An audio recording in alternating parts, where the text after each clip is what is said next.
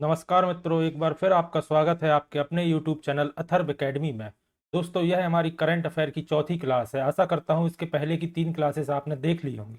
इस क्लास में आज अपन डिस्कस करेंगे नेशनल लेवल के कुछ महत्वपूर्ण करंट अफेयर के प्रश्न। करंट अफेयर दोस्तों एक ऐसा टॉपिक है जिससे आपको सभी प्रतियोगी परीक्षा में प्रश्न देखने को मिलते हैं। तो आइए समय व्यर्थ ना करते हुए शुरू करते हैं आज की क्लास। पहला प्रश्न है, प्रति वर्ष 24 जनवरी को भारत में कौन सा दिवस मनाया जाता है? तो दोस्तों, जैसा कि आपको जानकारी होगी, प्रति वर्ष भारत में राष्ट्रीय बालिका दिवस के रूप में मनाया जाता है 24 जनवरी को, याद रखिएगा। अगला प्रश्न है, 24 जनवरी को पूरे विश्व में कौन सा दिवस मनाया जाता है? तो दोस्तों, 24 जनवरी को अंतर्राष्ट्रीय शिक्षा दिवस के रूप में मनाया जाता है, इसे भी याद रखिएगा। अगला प्रश्न है, किस राज्य में बन रहा civil court interchange metro station देश का सबसे गहराई पर स्थित मेट्रो स्टेशन होगा? तो दोस्तों, यह मेट्रो स्टेशन महाराष्ट्र में बन रहा है और इस मेट्रो स्टेशन की गहराई जमीन से 33.1 मीटर नीचे होगी, याद रखिएगा। हमारा अगला प्रश्न है, किस राज्य सरकार ने हाल ही में school of excellence project launch किया है? तो दोस्तों, यह पंजाब सरकार द्वारा लॉन्च किया गया एक प्रोजेक्ट है जिसका नाम स्कूल ऑफ एक्सीलेंस है, याद रखिएगा। अगला प्रश्न है, हाल ही में किस राज्य में अंतरराष्ट्रीय शिल्प शिखर सम्मेलन का उद्घाटन किया गया? तो दोस्तों, अंतरराष्ट्रीय शिल्प शिखर सम्मेलन का उद्घाटन उड़ीसा राज्य में किया गया, याद रखिएगा। अगला प्रश्न है, किसे हाल ही में नागरिक उड्डयन महानिर्देशक, जिसे डीजीसीए कहते हैं, के अगले महानिर्देशक के रूप में नियुक्त किया गया है? तो दोस्तों, विक्रम देव दत्त को डीजीसीए के अगले महानिर्देशक के रूप में नियुक्त किया गया है, याद रखिएगा। अगला प्रश्न है, भारतीय नौसेना ने हाल ही में किस राज्य में भारतीय सेना और भारतीय वायुसेना के साथ 6 दिवसीय मेगा सेना अभ्यास किया है? तो दोस्तों, यह भारतीय नौसेना ने भारतीय सेना एवं भारतीय वायुसेना के साथ मिलकर संयुक्त रूप से आंध्र प्रदेश में यह 6 दिवसीय मेगा सेना अभ्यास किया है और इसका नाम था एमपैक्स 2023, याद रखिएगा। अगला प्रश्न है, भारत में प्रत्येक वर्ष राष्ट्रीय मतदाता दिवस 25 जनवरी को मनाया जाता है। इसकी शुरुआत पहली बार कब की गई थी? तो दोस्तों, याद रखिएगा, 25 जनवरी 2011 में राष्ट्रपति प्रतिभा पाटिल द्वारा इसकी शुरुआत की गई थी। यह प्रश्न इस तरह से भी पूछा जा सकता है कि प्रत्येक वर्ष राष्ट्रीय मतदाता दिवस कब मनाया जाता है? तो याद रखिएगा 25 जनवरी को। अगला प्रश्न है, अमेरिकन इंडियन फाउंडेशन ने हाल ही में किस शहर में पहली STEM innovation and learning centre का उद्घाटन किया है? तो दोस्तों, यह उद्घाटन इन्होंने चेन्नई में किया है, याद रखिएगा, अमेरिकन इंडियन फाउंडेशन के द्वारा। अगला प्रश्न है, किस राज्य के उपराज्यपाल RK माथुर ने विशिष्ट भूमि पार्सल पहचान संख्या, जिसे UN पिन नाम से जाना जाता है, लॉन्च किया है? तो दोस्तों, यह लद्दाख में किया गया है। साथ ही आपको यह प्रश्न इस तरह से पूछा भी जा सकता है कि लद्दाख के उपराज्यपाल कौन है? तो याद रखिएगा, RK माथुर। अगला प्रश्न है, अंतरराष्ट्रीय हॉकी महासंघ ने हॉकी विकास के लिए हाल ही में किस फाउंडेशन के साथ साझेदारी की है? तो दोस्तों, JSP फाउंडेशन के साथ अंतरराष्ट्रीय हॉकी महासंघ ने साझेदारी की है, याद रखिएगा। अगला प्रश्न है, किस राज्य ने वर्ष 2025 तक पहला ग्रीन राज्य बनने का लक्ष्य रखा है? तो दोस्तों, यह हिमाचल प्रदेश राज्य ने लक्ष्य रखा है वर्ष 2025 तक पहला ग्रीन राज्य बनने का। अगला प्रश्न है, संस्थागत श्रेणी में उड़ीसा राज्य आपदा प्रबंधन प्राधिकरण और किसे सुभाष चंद्र बोस आपदा प्रबंधन पुरस्कार 2023 के लिए चुना गया है? तो दोस्तों, उड़ीसा राज्य एवं लुंगलेई फायर स्टेशन को सुभाष चंद्र बोस आपदा प्रबंधन पुरस्कार 2023 के लिए चुना गया है, याद रखिएगा। अगला प्रश्न है, ब्राजील और किस देश ने हाल ही में साझा मुद्रा की तैयारी शुरू करने की घोषणा की है? तो दोस्तों, यह घोषणा ब्राजील और अर्जेंटीना द्वारा की गई है।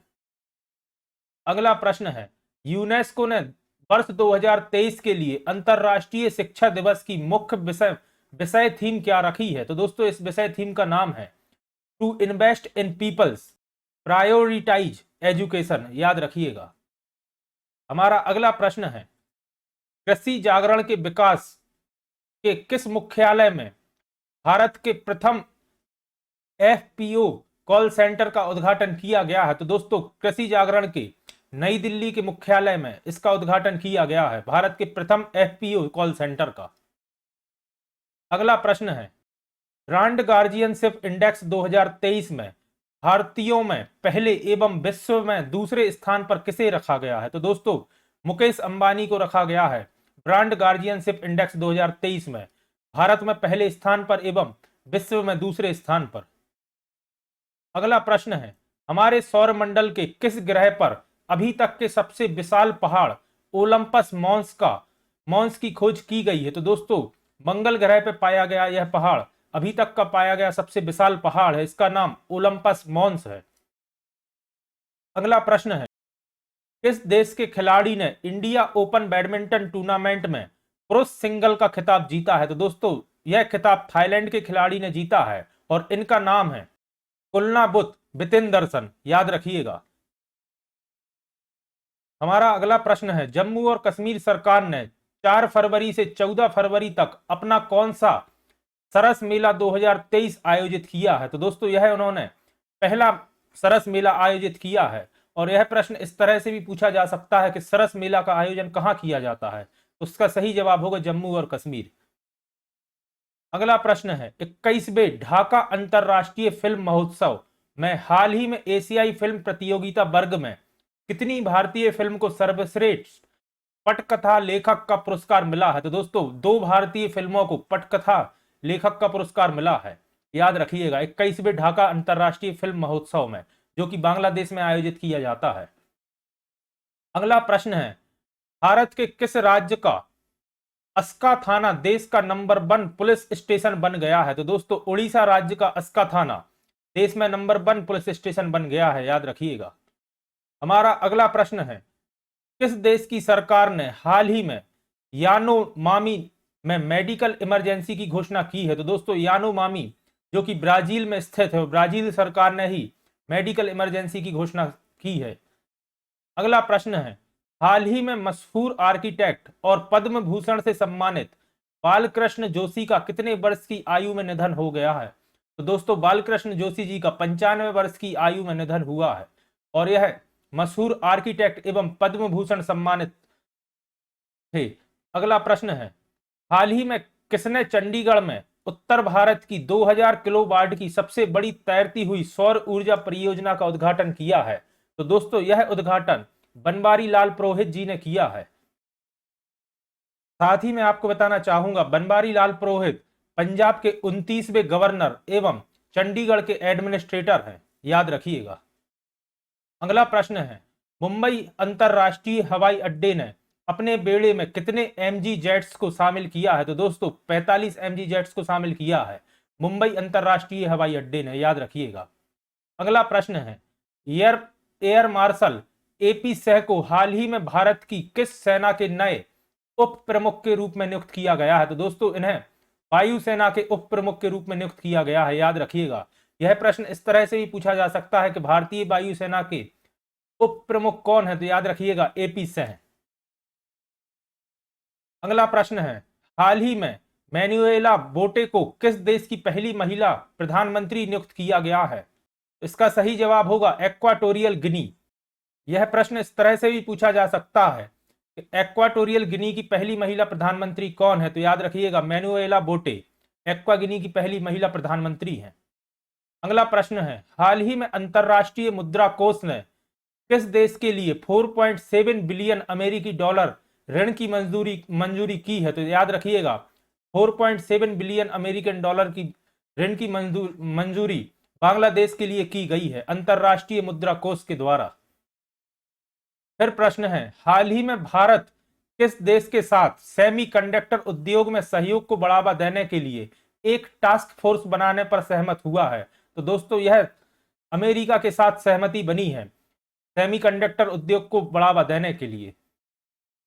अगला प्रश्न है, हाल ही में पूमा इंडिया ने किसे अपना नवीनतम ब्रांड एम्बेसडर बनाने की घोषणा की है? तो दोस्तों पूमा इंडिया ने हरमनप्रीत कौर को अपना नया ब्रांड एम्बेसडर बनाने की घोषणा की है। भारतीय टीम में एक क्रिकेट खिलाड़ी है।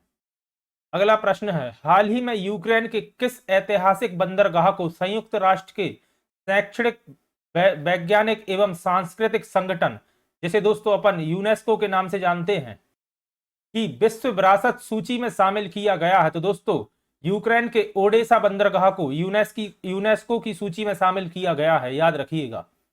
अगला प्रश्न है, हाल ही में मॉर्गन स्टैनली ने किसको भारत के लिए एक नए कंट्री हेड के रूप में नामित किया है? तो दोस्तों अरुण कोहली जी को मॉर्गन स्टैनली ने भारत के नए कंट्री हेड के रूप में नामित किया है। अगला प्रश्न है, हाल ही में किस राज्य सरकार द्वारा स्कूलों में पढ़ने वाली सभी छात्राओं को स्वतंत्र एवं आत्मविश्वासी बनाने के लिए आरोही पहल प्रशिक्षण कार्यक्रम शुरू करने की घोषणा की है? तो दोस्तों यह घोषणा उत्तर प्रदेश सरकार द्वारा की गई है। अगला प्रश्न है, G20 अध्यक्षता के दौरान पर्यटन को बढ़ावा देने के लिए भारत यात्रा वर्ष 2023 मिशन अभियान को किसके द्वारा प्रारंभ किया गया है? तो दोस्तों यह जी किशन रेड्डी द्वारा प्रारंभ किया गया है। जी किशन रेड्डी भारत सरकार में केंद्रीय राज्य गृह मंत्री हैं एवं संस्कृति एवं पर्यटन मंत्री हैं। अगला प्रश्न है, हाल ही में सर्वोच्च न्यायालय ने निष्क्रिय इच्छा मृत्यु के नियमों का सरलीकरण किया है, भारत में इसे कब वैध किया गया था? तो दोस्तों इसे वर्ष 2018 में वैध किया गया था इच्छा मृत्यु के लिए, याद रखिएगा। अगला प्रश्न है, हाल ही में ब्रिटेन में इंडिया यूके अचीवर्स ऑनर्स द्वारा लाइफ टाइम अचीवमेंट अवार्ड से किसे सम्मानित किया गया है? तो दोस्तों भारत के पूर्व प्रधानमंत्री डॉक्टर मनमोहन सिंह के लिए इंडिया यूके अचीवर्स ऑनर्स द्वारा लाइफ टाइम अचीवमेंट अवार्ड से सम्मानित किया गया है। तो दोस्तों ये थे आज के करंट अफेयर के कुछ महत्वपूर्ण प्रश्न, आशा करता हूं आपके लिए उपयोगी साबित होंगे। इसके पहले मैंने करंट अफेयर की 3 वीडियो चैनल पर अपलोड कर दी हैं, जो अगर आपने नहीं देखी है तो एक बार उन्हें जाकर भी जरूर देखिए। और अगर आप चैनल पर नए हैं और अभी तक आपने चैनल को सब्सक्राइब नहीं किया है तो चैनल को सब्सक्राइब करें और ज्यादा से ज्यादा लोगों तक शेयर करें। धन्यवाद दोस्तों।